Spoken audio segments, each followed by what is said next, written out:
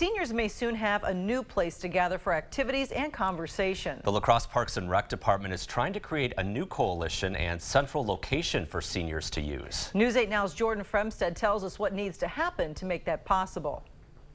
Yeah, that's right. La Crosse had 2 senior centers run by the city until last year they closed the Denton Street location, and the lease on the Harry J. Olson building is up at the end of this year. And city officials say those buildings are too old and too expensive to maintain, and they say it's time for a change.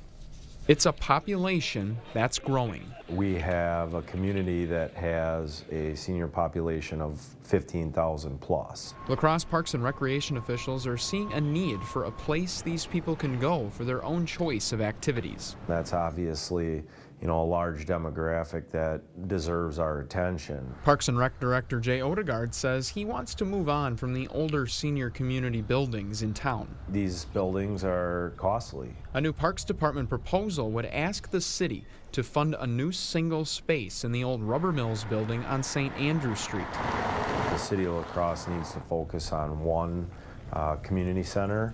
The city operated at 2 senior center locations. The Denton Street location closed in 2019. The Harry J. Olson Senior Center's lease expires in December. Its members don't want to see it close. This one's been in existence since 1974, and so we have a lot of members that have been active since that time, and this is their home. Tom Hamill is the interim president of the Harry J. Olson Senior Center. He says the center's members want to try to fund the building themselves. It's hard just to close the doors and tell people they have to move. They have the option to purchase that facility and then operate it on their own. But the Parks Department is proposing its own plan. It focuses on improving the overall programming for seniors in La Crosse. 31 for 2.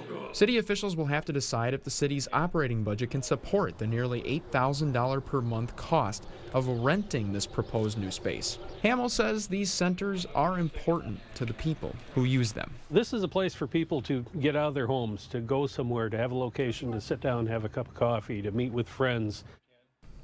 Now, the total cost of renting this new facility will run close to $94,000 annually. Officials at the Harry J. Olson facility say they will try to come up with a plan to keep their building open after 2020. The city would be willing to sell them that building for $1, but they would still face the operating expenses. Thanks a lot, Jordan. The Common Council will take up the proposal next Thursday. We will have a copy of that proposal on our website, news8000.com.